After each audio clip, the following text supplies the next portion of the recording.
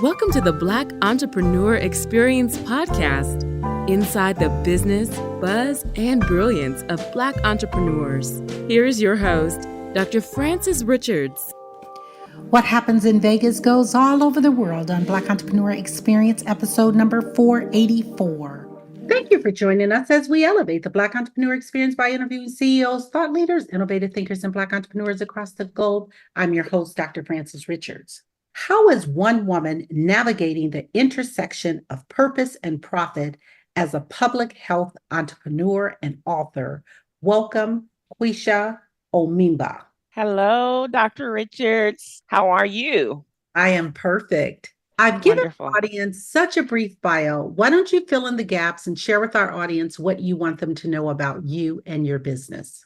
Absolutely. Well, again, I'm Quisha Omemba. I am located in Dallas, Texas, but my hometown is Little Rock, Arkansas. I am a public health entrepreneur. As you stated, I've been in business for 4.5 years this month. And I'm a full-time entrepreneur. I'm so proud to say that. I side hustled for the first couple of years, but next month will be 2 years in business as a full-time entrepreneur. I like to say I'm a nurse that just got fed up with how the system was going and decided I could do it better. I've been a registered nurse for 17 years. About a decade ago, I left the bedside and went into public health. I got bit by the public health bug when I realized that really it's in our environment that plays more role in our health than actually healthcare system, and worked in health departments on the local level, on the state level. And again, just got fed up with the levels of bureaucracy and the red tape and became kind of this public health rogue. Had a supervisor that said, "You're the worst employee I've had in 25 years," to which I said, "Well, you're the worst supervisor I've had in all of my career." And had a supportive husband that said, "Babe, do what you feel like you can do. I trust you. You can do it. Go for it." And started Omemba Health, which is a public health workforce development consulting and training agency, and really haven't looked back since. What do we as consumers don't know about public health that we should know? Oh, I love this question. Absolutely love this question, because when I transitioned from nursing into public health, my family had no idea what I did. They thought I was at the health department testing water or going to restaurants and basically doing all the kind of standardized thing. But public health is so much more than that. For public health, or individuals in the public, what they need to know about public health is it's everywhere. It is no sidewalks on streets. It is not having bus stops in neighborhoods. It is living in a food desert where you don't have a grocery store within 5 miles of where you live. It is not having access to fresh fruits and vegetables, where we know a lot of inner city neighborhoods only have maybe bodegas or corner stores where they sell junk food and really expensive food, and it's not having proper education or not having materials when you go to the doctor in a language that's appropriate for you. It is absolutely everything. And I didn't realize this until I was going through my bachelor's program for nursing. We went through this community health course, and they gave us what's called a windshield assignment, where we drive around our neighborhood within a 2 or 5 mile radius and just make a notation of all things that are public health related. And when I saw this, I really came to understand what we know as the social determinants of health. Those are the conditions where you work, you live, you learn, you play, you pray, you age, all of that really, like I said, impacts your health or your ability to be healthy more than just the 2 or 3 times you may, if you're privileged enough to be able to go to the doctor every year. So public health has to do with everything. And I just cannot get that message out enough, that it's really important that, when it comes to the public health field, we're not just thought of during times of pandemics, right? Or times of natural disasters. Public health professionals are working behind the scenes every single day to make sure that our communities are healthy. Let's talk about entrepreneurship and mental wellness. I just came back from Costa Rica, and it was a mental wellness trip. Entrepreneurship, I like to say, it's hard, it's ugly, it's messy. I don't think as entrepreneurs we share enough of we share the good. We share when we're rolling in the dough, when we're getting contracts, when we're out there doing the thing, but we don't share those dry months, those dry spells. We don't share when we lose out contracts. We don't share when we spend 20, 30, 40 hours putting a proposal together and we don't get it. We don't share a lot of that, but it happens every day, every week, every month. And with entrepreneurship, you take the good, the bad, the ugly.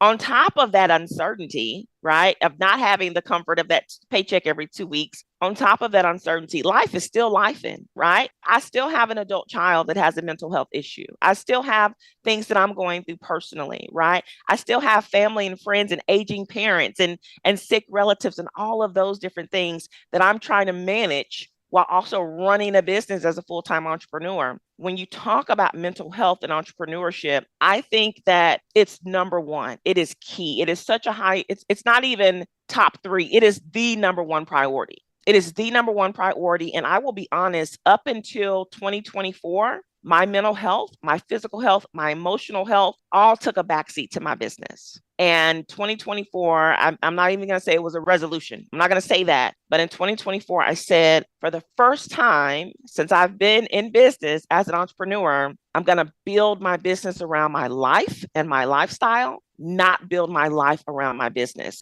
That trip that I just took was one of those where I need to take a step back. I need to look and see what type of business I'm trying to grow. What's the ultimate goal for the business? How do I want to serve? How do I want to continue to show up?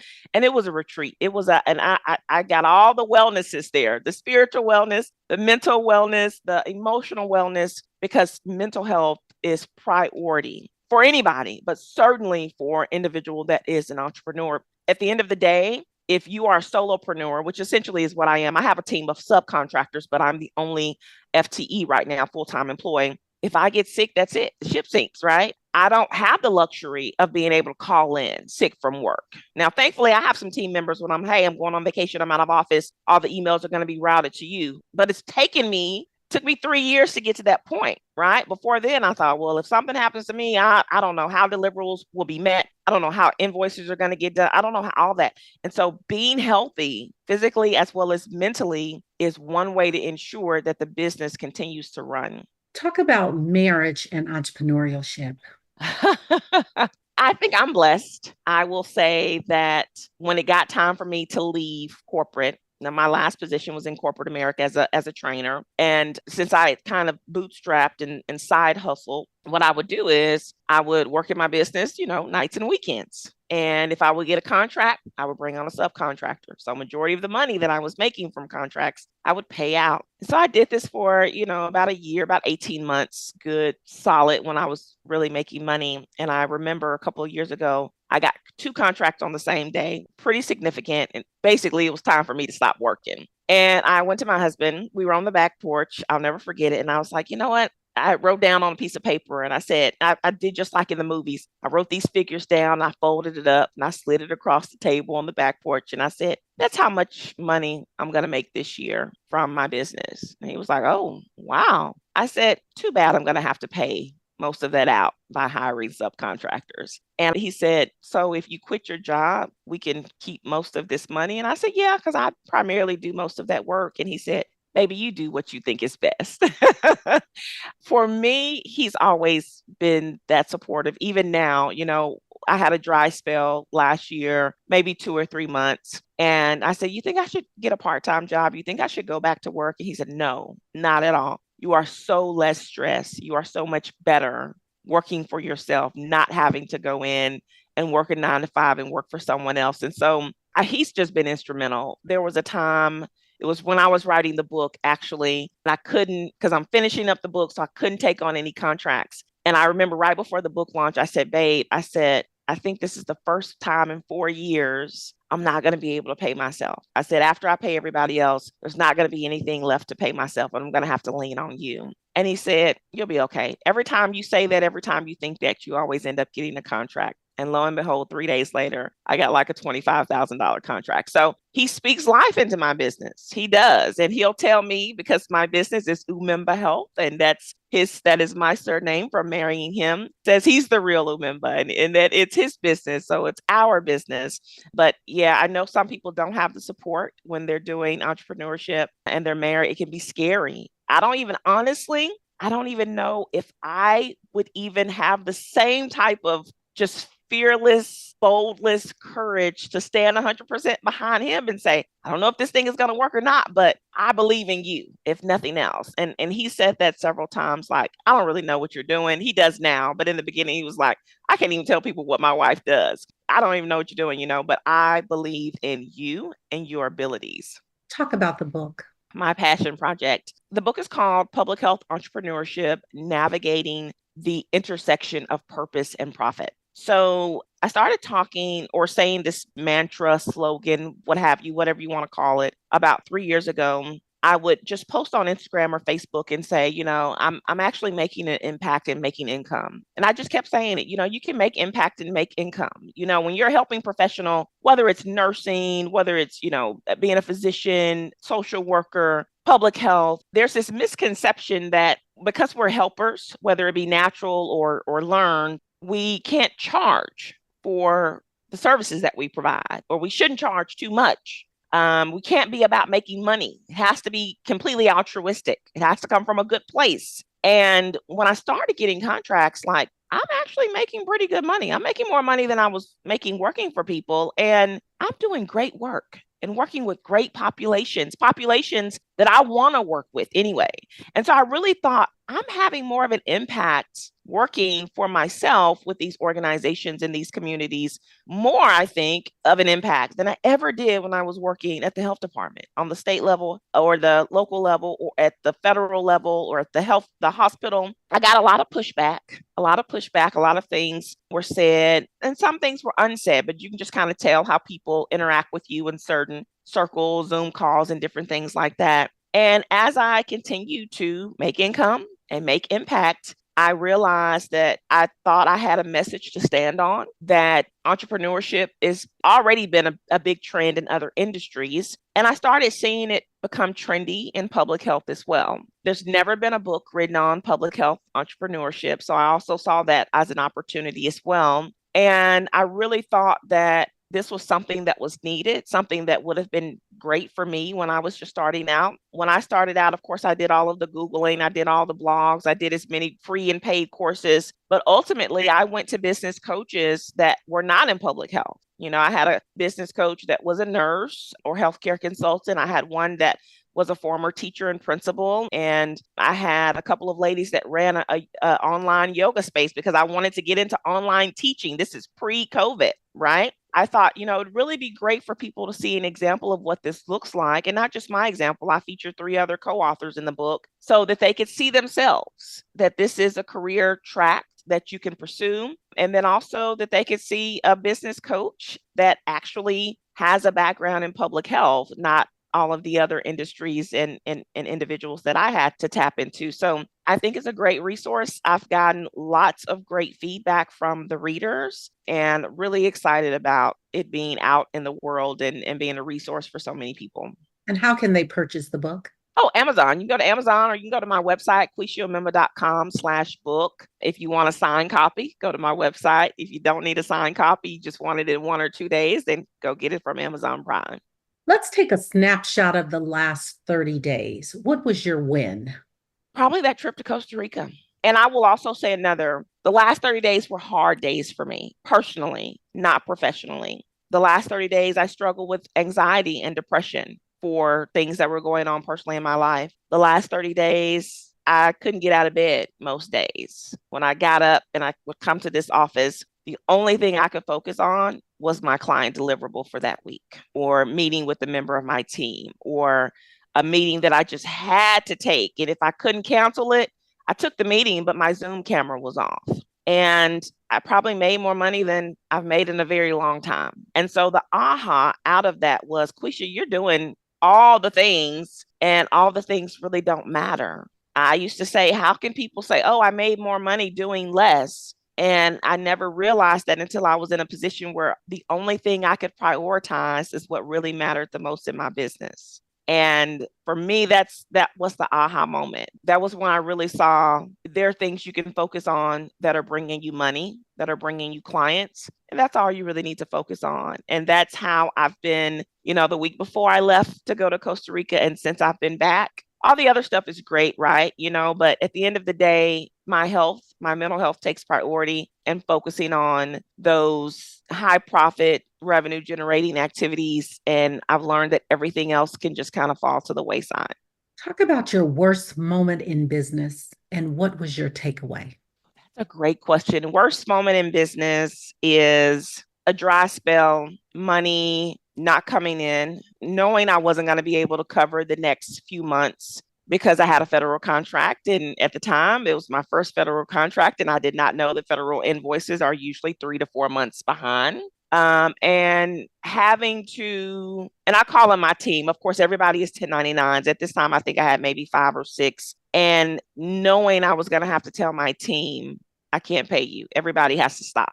I wrestled with that probably for 2 weeks. I was sick as a dog. And maybe it's the leader in me. I've always been in positions of leadership, and it's always, I got to take care of my people. They're my people. It's how my business runs, right? I don't do it all by myself. And I think for about 3 months, it was just me and my second in command.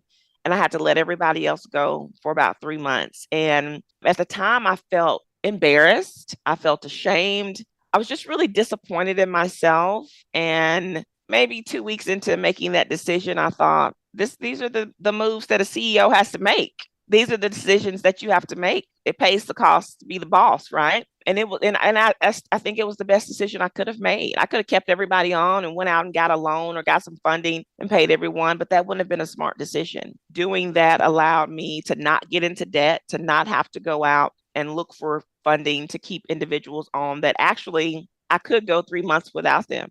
So it was very enlightening, gave me a lot of perspective, and kind of shifted the way that I did business from that point on.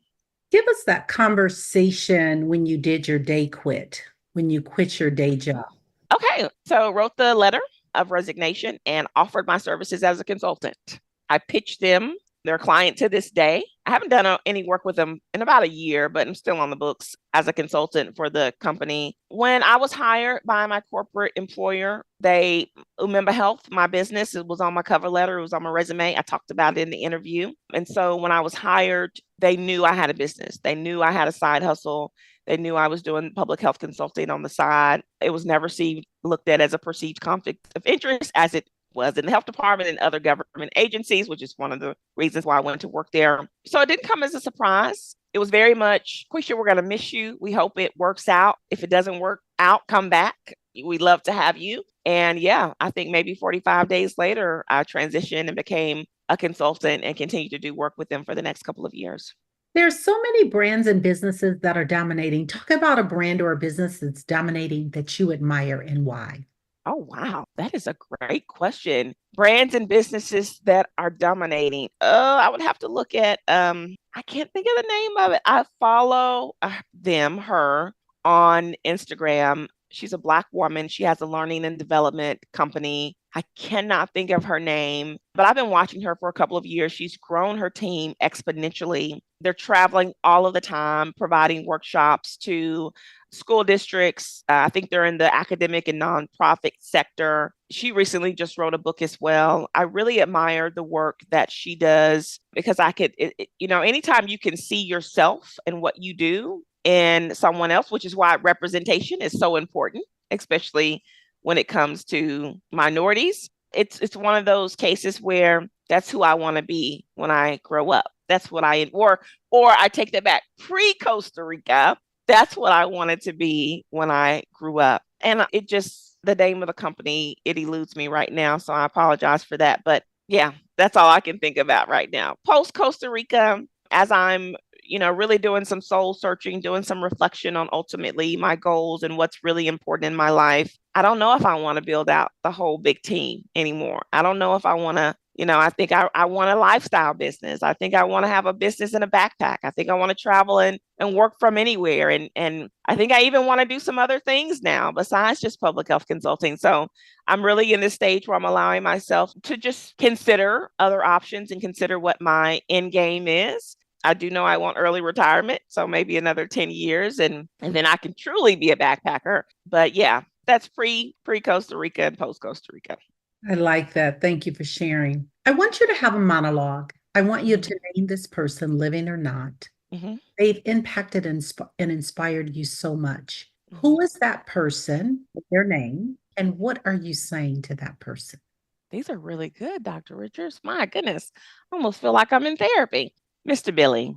Mr. Billy, I miss you so much. When I was in Houston, I didn't know anyone. I had just lost, well, my ex-husband and I just separated. I was in a town that, everyone was a stranger. It was just me and my boys. And even though I was your supervisor and we were coworkers, you took me in under your wing as a daughter. And you used to tell me all the time, you're going to be the next Oprah. You're going to be the next Oprah. And immediately saw something in me that I didn't see in myself. You edified me every single day. You complimented me on the way that I worked, on the way that I moved, on the way that I carried myself and held my positions and stances to leadership. And you made more of an impact on me than I ever realized. You didn't know this, but after you passed, I told friends and family that if I ever have an education center or a nonprofit that does the work that you like to do, Mr. Billy, because you were always giving out clothes or giving out turkeys or giving out food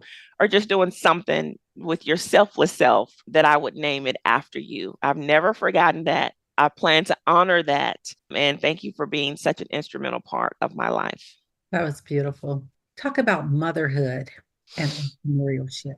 Yeah, this one is tough. Like I said, I have an adult child that struggles with mental illness. I think motherhood and entrepreneurship is tough because you have these feelings of guilt from spending so much time in the business and on the business. I didn't start my business until my oldest is 22, but he was living with his dad when I started my business and right at the cusp of graduating high school and all of that. He didn't see the sacrifices, right? But my youngest, who's 14 now, who was 10 when I started my business, 9.5, 10, he's here every day. He sees the hustle, he sees the grind. He saw the long hours and the weekends and the nights. And he's so mature. He has such a high EQ. He's so understanding. I think I'm probably harder on myself than he is. But being a mother, the thing I've probably struggled with the most is the guilt of, man, I put in so many hours this week to this business and not nearly enough hours with my child. I also know, though, that he watches every business move that I make, that he's absolutely proud of what I do. He'll come home from school and say, Mom, I went on your website today and I was showing my friends and this and this and that. Or I'll take him on a business project and I'll let him be the photographer. Or, he'll help me with social media, of course, because he's better at it than I am. And all of these things. I try to keep him involved all of those ways so that he can get exposure to the life of an entrepreneur and see what's available. He's always wanted to be a lawyer since he was 4 years old. That has not changed. And so he knows that there's a very good chance that he's going to be an entrepreneur as a lawyer. He may own his own practice. And so we definitely encourage him, hey, if college is your thing and you want to do it, we're behind you 100%. But if you just want to go into business for yourself, we're okay with that as well. So yeah, it can be tough, but there are the pros, especially I'm speaking to Black women right now, can definitely be tough, but your kids also can see that you're doing something that they couldn't conceive or that, they didn't think was an option. And so it gets better once you get a few years under your belt. And once you get some support, you find that you're not working every night and every weekend. It took me 3 years before I stopped working weekends, right? But he gets all my weekends now, my family, more like it. They get my evenings now, and probably better than anything, they get to travel with me on business trips. So they love that. What is something that you have not done that you dream about often that you would like to do? Travel more. That's it. Travel more. That's the only thing.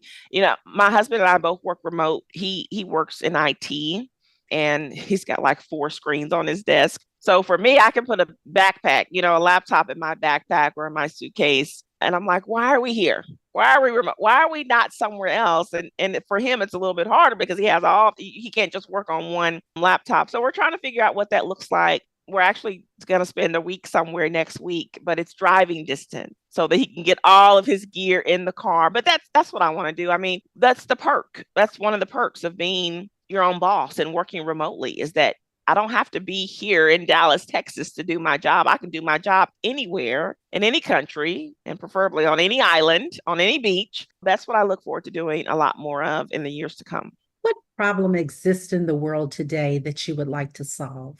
Let me try to keep it in the realm of entrepreneurship because that's our topic. I think I would like to see, because I have two boys, I think that Black women are crushing it when it comes to entrepreneurship.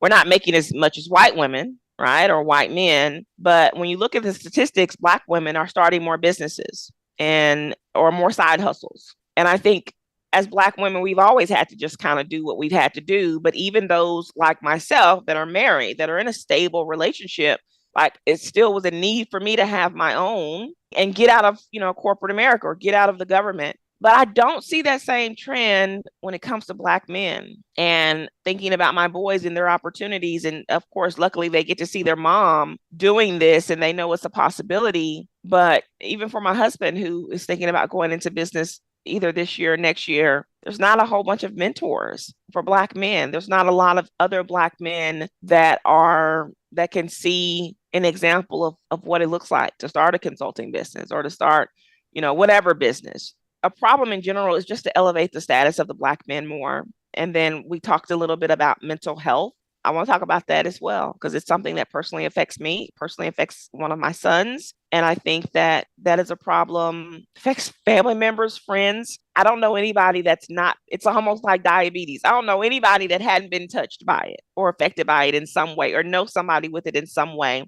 And I wish that we had a better way to handle mental health issues and mental health crisis here in America. And so if I could change one thing, that would be it. If I could snap my fingers and suddenly have a magical fix for that, it would be mental health with a special focus on Black men. And when you talked about resources for Black men, and this is not a paid advertisement, Black Enterprise, they do a amazing, I believe, they just launched around Black Excel or Black Excellence. Okay. I had gone to the program that they've done for around Black women, and it's overall just entrepreneurship, but they deal with individuals in the workforce. So I think that might be a resource. Oh, excellent. Thank you. Just throwing that out there. Thank you. Thank you so much. I appreciate that. What is your zone of genius?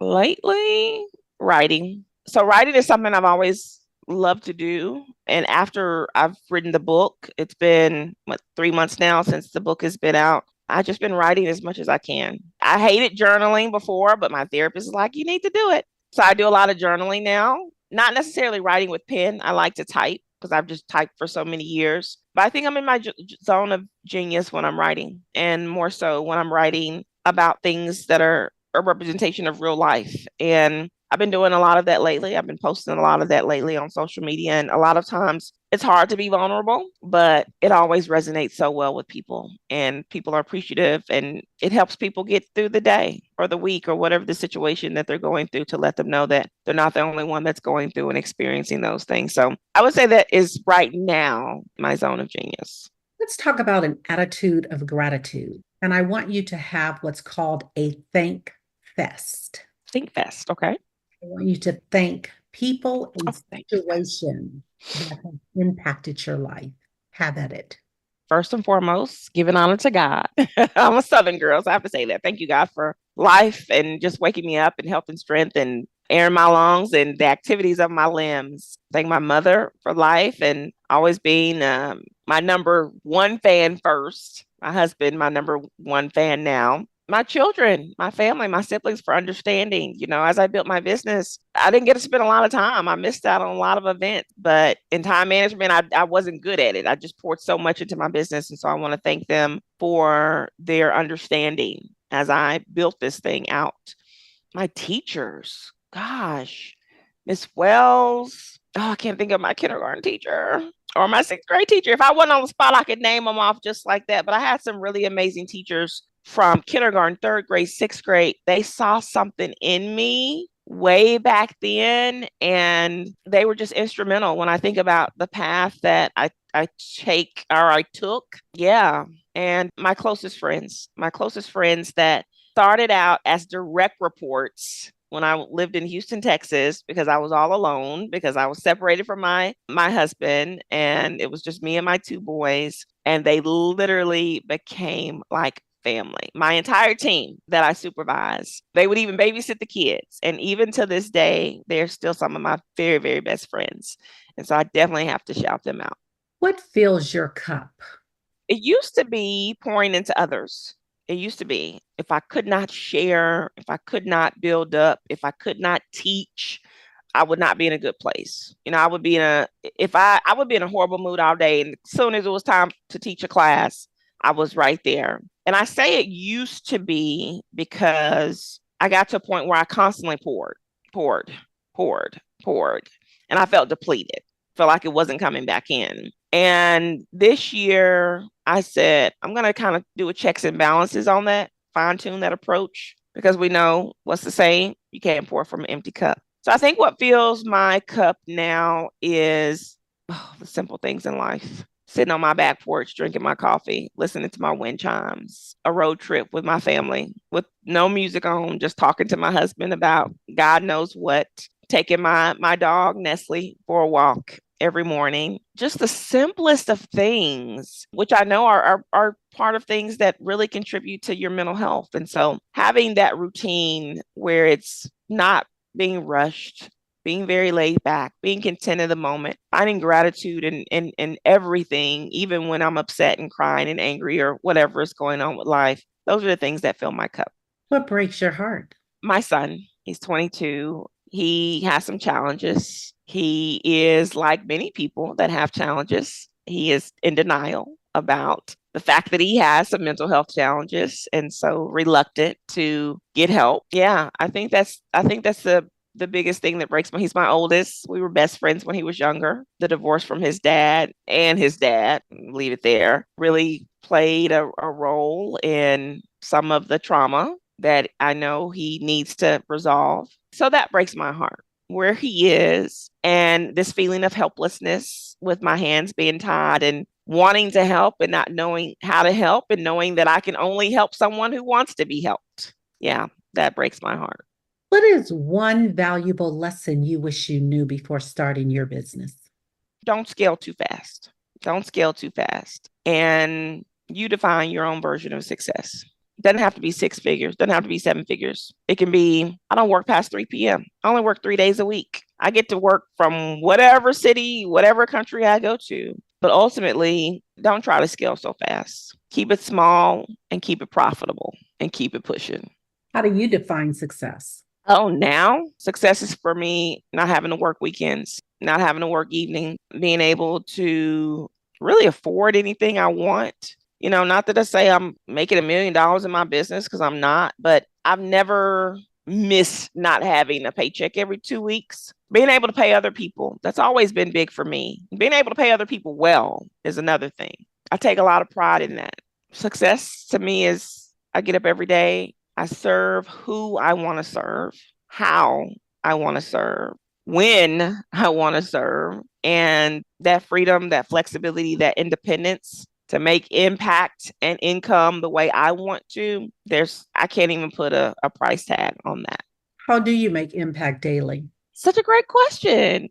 So again, my business focuses primarily on workforce development, specifically for public health or healthcare professionals. We're known for our training and consulting. We do curriculum every single day. We're writing a curriculum for another company or for ourselves. We do a lot of workshop facilitation, a lot of training and capacity building that can be virtual, that can be in person, that can be local or in other states. We develop e-learning courses as well. And our training is on a variety of different topics that are related to public health and the social determinants of health. So it can be on health equity. It can be on leadership and soft skills. It can be on train the trainer. Here lately, it's been a lot on artificial intelligence, whatever a healthcare system or a health department needs to get their staff and their employees trained up so that they can engage with the community better and they can serve the individuals that they serve better. Yeah, we are the people for the job. So that's how we get to serve every day. Talk to a younger you. What advice would you have given to a younger you? Everything happens for a reason. I know it seems like, You don't know why you're having this struggle. You don't know or understand why you didn't get that position when they promised it to you. I know you feel like a failure because your marriage didn't work, but you were married 15 years and some people don't make it that long. Just keep going. It gets better. You'll find love again. You'll find work that you love to do every single day. You'll be thriving. Just keep going. Don't give up. If you conducted this interview, what is the one question you would have asked yourself? I would like you to ask the question and answer it. Quisha, where do you see yourself in 10 years? And my answer is in 10 years, I see myself retired. I will have sold my business. I will spend half of my year in Nigeria in the home that we've built. I will spend the other half of the year between the States or some other tropical location like Costa Rica. And we'll have grandchildren by that time. They'll come and spend time with us, summers with us. We'll have a laid back life, although we'll both be retired. My husband and I will have some nonprofits so we can continue to do good work, continue to bless people. And I won't have a need for anything. I'll be content with life and happy with life and glad that I went into business for myself, built the business up to where I could sell it and retire early. Let's talk about legacy. When it's all said and done, how do you want to be? As someone that was fearless to go after her dreams, I think, I remember my mother always saying, and I am the daughter of teenage parents. My dad was 15 when I was born, and my mom was 16 when I was born. And all my life, she always said, you can do anything you want to do. You can be anything you want to be. I remember hearing it from 5 years all the way up. And I never really quite, even when going to school to become a medical assistant, didn't quite understand. Going to school, become a nurse, didn't quite understand. Getting my master's in public health, didn't quite understand. But the minute I transitioned into being a full-time entrepreneur, I said, this is what mom was saying. You can do anything you want to do. You can be anything you want to be. So I want people to know me as, this kind of fearless but gentle warrior. People know that I'm a risk taker. I actually got jealous this morning because a friend of mine just jumped out of a plane and I was watching her video on Instagram thinking, oh, that's on my to-do list. So yeah, just this gentle, fearless spirit that wasn't afraid to take risk, and it all worked out in the end, and just being an inspiration for other people that they can do the same thing. We've come to the part of our interview. It's called Rapid Round of Fun. I'm going to do a series of questions, and I'd like you to give me very quick answers. If there's something you desire not to answer, feel free to say pass. Are you ready for the Rapid Round of Fun? I'm ready. What is your favorite comfort food? Pizza. The last movie you saw? Abigail. You relax doing what? Reading. Your favorite singer or rapper? Chris Brown. Your favorite dance song? I'm not going to say a song. I'll say Afro beats. It's a genre. What food you eat every week, no matter what? Pizza. Work out or hit the couch? Work out. Quisha, Omemba. Thank you. Omemba. That again. Okay. Omemba. Thank you for that. Thank you for joining us on Black Entrepreneur Experience Podcast. Before we let you go, share with our audience the best way for them to connect with you, and feel free to leave all your social media handles.